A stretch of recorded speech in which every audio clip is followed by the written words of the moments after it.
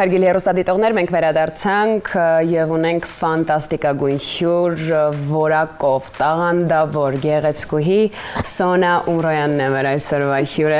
Գիտեցինք տարիների աշխարհում ստեղծագործությունը շատ տարբերվող, հետաքրքիր տեսահոլովակ, գլամուր շորիկների, ինչ-որ տենց։ Հրաշալի էր, բայց իսկապես շնորհավորում ենք պրեմիերայի արդիվ։ Շատ ուրախ ենք, որ մեր տաղավարում եք։ Գարնան երկրորդ օրով։ Այո։ Իսկ գարուն չի դրսում, բայց դուք գարուն բերեցիք ձեզ հետ մեր տաղավար։ Այո, գեղեցկությամբ եւ շփիտով։ Այո, շատ հետաքրքիր է, արդյոք եղել է այլ տեխնացու, այսինքն մտածում եք Գրիշան կամ, չգիտեմ, ինչ-որ մեկը, ու ինչպես կանգառակ, որ չէ, հենց Գրիշան պետք է լինի։ Նախ սկսեմ այդտեղից, որ Գրիշան իմ մանկական քրաշն է եղել։ Դուք նաև բոլոր տարբեր նախագծերում իրար հանդիպել եք։ Այո, հանդիպել ենք, բայց ընդ որ 90-ականներին, դες քանի որ 90-ականների ծնունդ եմ այսպես ասած, հայրիկս բերել էր կասետ Գրիշայի ստորագրությամբ, Թովցենով Ռաբիզից, այո, եւ ես կարելի ասել ինչ որտեղ մեծացել եմ նաեւ Գրիշա Աղախանյանի երաժշտության ներքո Գրիշայի Վարդան Զադոյանի, հա, այդ ամբողջ պրոյեկտը, որ արել են Թովցենով Ռաբիզի, շատ սիրահար եմ եղել ու հենց այս երգն էլ, որ ընտրվել է Համեստա երգի մեջ մի էպիզոդ կա, որ նաեւ ընդգրկված է եղել Ծաղիկների աշխարհումը եւ անկեղծ ասած չեմ պատկերացրել, բայց եթե պատկերացնեի էլ, հիմա որ ասացիք, ճիշտ ասած սկսեցի այդ ուղղությամբ մտածել, կային մարդիկ, որ հենց նույն Վարդանը Զադոյան, Արման Աղաջանյան կարող էին շատ հանգիստ լինել դուետում, բայց Գրիշան թոփն էր, միակն էր եւ անքննարկելի։ Նաև դες դետալներ կա, չէ, որ եթե շատ ուշադիր եք լսում, որը հատուկ է մենակ Գրիշային, այդ տենց ինչ-որ իր խարիզման, իր ակցենտները, չգիտեմ, իր անմրցելի խարիզման, ամեն ինչ իմ կարծիքով շատ տեղին էր Գրիշան։ We love you։ Սոցիալական հարթակները այսօր որքանով են արտիստին օգնում կամ խանգարում։ Ինձ խանգարում են։ Ես չեմ սիրում նկարվել, ընդհանրապես չեմ սիրում այդ սթորիներ, հասկացողությունը չեմ սիրում ակտիվ լինել, ուղղակի սիրում եմ երգել։ Ես ապրում եմ դրանով, սիրում եմ երգել եւ չեմ ուզում, որ հիմա մի վիճակ կա մեզ մոտ ստեղծվել, որ հետևորդները դարձել են կարևոր ավելի, քան երաժշտությունը, այսինքն մարդ կարող է հետևորդներ չունենալ, բայց երգել ֆանտաստիկ ու այդ մարդուն չճանաչեն։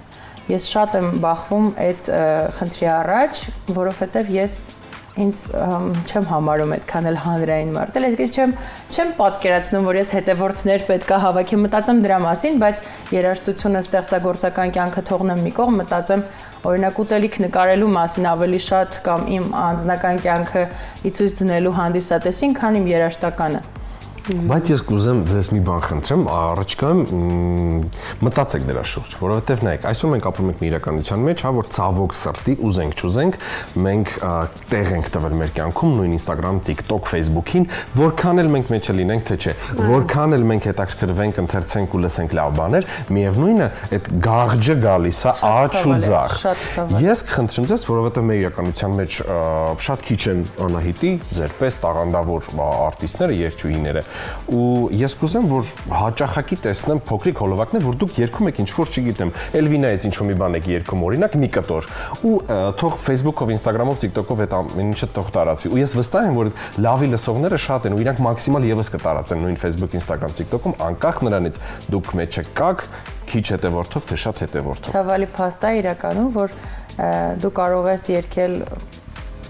նո իմ գործունեությունը նայելով հետ 10 քանի տարուց ավել եւ տեսնեն մարդիկ քեզ ու ասեն վայ դու երգչուհի ես, ասենց անթանան բան եւ նոր ես սկսե երգել, այն որ ասենց ու քո անցած ճանապարհը, որ դու նայես 3 տարեկանից ես երգում եմ, 3 տարեկանից տարբեր համույթներում եմ երգում, հետո կոնսերվատորիա եմ ավարտել, այդքան մեծ ճանապարհ եմ անցել ու ասում եմ, հա նոր եմ սկսել երգել, որովհետեւ իրանք ինձ նոր են ճանաչում, մտածում եմ երևի տենց ասեմ, որ իրանք չնեղվեն, որ ոչ, գիտեք ինչ, ես արդեն 15 տարուց ավել գործունեություն եմ ծավալում, բայց իմ չարչարանքը դեռ ձեզ չի հասել, ուրեմն ձեզ համար նոր եմ երգում։ Բայց մի բան ասեմ, իրականում կարծում եմ, որ ցանկացած արտիստ ունի իր աստեղային ժամը եւ պահը, որովհետեւ օրեր առաջ մայրիկի հետ նստած խոսում ենք, ասում եմ դու հասկանում ես, դու 20 տարուց ավել բեմում ես, այսինքն 6-7 տարեկանից սկսած ու իսկապես որ վերջում ինչ որ մի մրցույթ, մի բան որ մարդիկ սկսում են քեզ ավելի լայն ճանաչել հենց այդ մրցույթից, բայց հետ ես նայում, ասում ես ինչքան մեծ ճանապարհ ես անցել, չէ՞, պրոյեկտներ, նախագծեր, այդքան մարդկանց հետ ես շփվել եւ այլն աշխատել, ուզում եմ ասել, որ կյանքում պիտի որ երբեք մարդ չհանձնվի, որովհետև եթե ոչ հիմա հնարավոր է չգիտեմ 1 տարի հետո կամ 1 շաբաթ հետո ամեն բան փոխվի, որովհետև այս վերջերս շատ տաղանդավոր Վահան Արծրունու հետ էինք խոսում, ֆանտաստիկ արտիստ, ինտելեկտուալ, ասում էր կա բովանդակային երաժշտություն եւ զանգվածային եւ շատ հրաշալի է երբ որ արտիստը ինքը իրենից բովանդակություն է ներկայացնում, ես հստակ կարող եմ ասել, որ Սոնա Ումրոյանը արտիստը հենց այդ բովանդակություն իրենից ներկայացնող որակով արտիստն է։ Իսկ 1-2 հիթ այդ ժամանակի ընթացքում կլինի, կարևորը, երբ որ արտիստը գիտի ինքը ով է ու այսպես ամուր ոտքերի վրա կանգնած է։ Իրականում ասեմ, որ Անահիտին շատ եմ սիրում։ Փոխադարձ։ Այն որ իմ համար ինքը ֆանտաստիկ երաժիշտներից է։ Ոչ գիտեմ, այս հաղորդման շրջանակներում շատ են քո տաղանդի մասին խոսել թե ոչ, բայց եղել են ժամանակներ, որ այս վերջին շրջանում հիասթափություն է իմ մեջ եղել եւ ցանկացել եմ թողնեմ երաժշտությունը, որովհետեւ դե մի քիչ դժվար է իրականում ընտանիքը համատեղել կարիերայի հետ եւ Անահիտ ունի մի երգ, ով չգիտի, պարտադիր հենց հիմա գնացեք լսելու, «Падать вставать» երգը, որ իմ համար, սենց չգիտեմ, ոնց որ քո համար է երևի կյանքի մի բան, որ դու դա, չգիտեմ, դու ես հեղինակը, թե դու չես հեղինակը, բայց այդ ամեն ինչը, որ դու երգում ես, ինձ ուժ է տալիս ու անդադ մտքի մեջ, որ ինչ որ մի պահ ասենց ուզում եմ հիասթափվեմ ու թողնեմ ամեն ինչ, երգում եմ «Я буду падать и вставать»։ Այդ պահը շատ օգնում է ինձ ու շնորհակալ եմ քեզ, որ նման երգ ունես։ Ես եմ շնորհակալ, որ իսկապես քոպես որակով արտիստը լսում է եւ գնահատում է իմ մոյպույց ստեղծագործություն, որովհետեւ այդ երգը այն մարդկանց մասին է, ովքեր բոլորիս մասին է իրականում, որ ընկնում ենք, բարձրանում ենք կյանքի ընթացքն է, չէ՞, ցանկացած իրավիճակում եւ ամենակարևորը, որ միշտ հավատաս ինքդ քեզ, որ գալու է այդ պահ, որ պիտի թռչես եւ ես առիթից օգտվելով ուզում եմ նաեւ շնորհավորել քո հայրիկի երկնային ծնունդը։ Վստահ եմ, որ վերևից հպարտանում է քեզնով, որովհետև հայրիկները աղջիկների ուժն են։ Ես շատ լավ եմ նրան հասկանում այս պահին։ Եվ ուզում եմ, որ միշտ ճպտաս ու վստահ լինես, որ ամեն բան փառահեղ է լինելու։ 2017-ին գրեցիք ձեր ալբոմը Fade Out-ը ու CD թողարկվեց, ես նույնիսկ մի քիչ բան եղա, ինձ ասի, վաու, CD թողարկվեց, որովհետև ցավոք սրտի Հայաստանի Հանրապետությունը երևի միակային երկիրն է, որտեղ գրեթե 99%-ով արտիստները չեն թողում CD։ Այդ մշակույթը կարծես թե վերացել է, որտեղ գոյություն ունի Spotify, Apple Music, YouTube, ման տես բաներ, չէ՞, այլ հարթակներ, որտեղ ցանկացած բան կարող ես լսել ամեն բան։ Բայց այդ CD թողարկելը այդ մի հատ ուրիշ արողակարգ է, այդ մի հատ ուրիշ ֆանտաստիկ մի բան է ու երեխայի ծնունդն է կարծեմ։ Այո, ինչ է դա ձեր համար, հա, ու 17-ին այդ CD-ն թողարկելուց հետո արդյոք կա միտք նոր ալբոմ թողելու։ Թեկուզ CD տեսքով ինքը չի լինի, հա, on-line հարթակներում մենք կարող ենք լսենք դա, բայց ունենք պլաններ, նոր CD, նոր ալբոմի։ 2017 թվականին այդ ալբոմը արեցինք միահամուռ Ժերով Արմանի հետ Վարդանյան ու ինքը ինձ հորդորում էր, որ մենք չանենք CD տարբերակով, որովհետև ասում էր, որ արդեն դա սպառվել է, դա չի օգտագործում, Spotify գոյություն ունի, կստати ողջունում եմ Արմանին, Արման ջան, բայց դա ճիշտ որոշում էր, կարծում եմ, որովհետև յուրաքանչյուր արտիստ իր կյանքում պետք է ունենա եւ պլաստինկա, եւ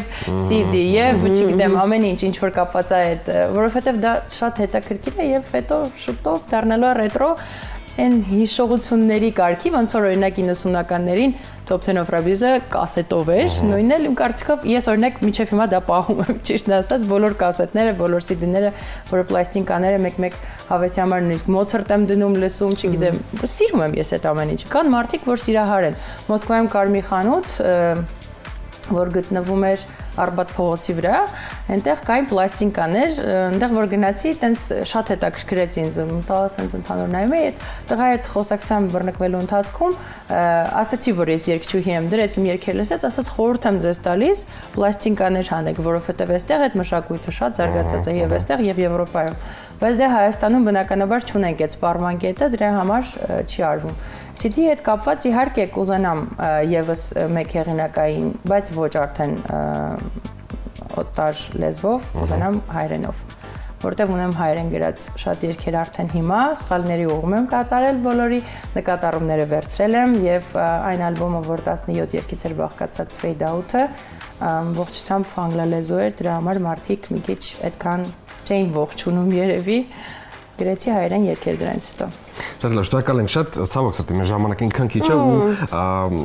արդյոք կարող ենք ասել, դուք շատ եք երգում Երևանի մասին, դուք շատ եք սիրում Երևանը։ Արդյոք կարող ենք ասել, որ որպես երաժիշտ, արտիստ, երգչուհի ձևավորելու դաստիարակելու մեջ Երևանն շատ մեծ դեր ունի։ Միանշանակ իհարկե, հայ լինելը։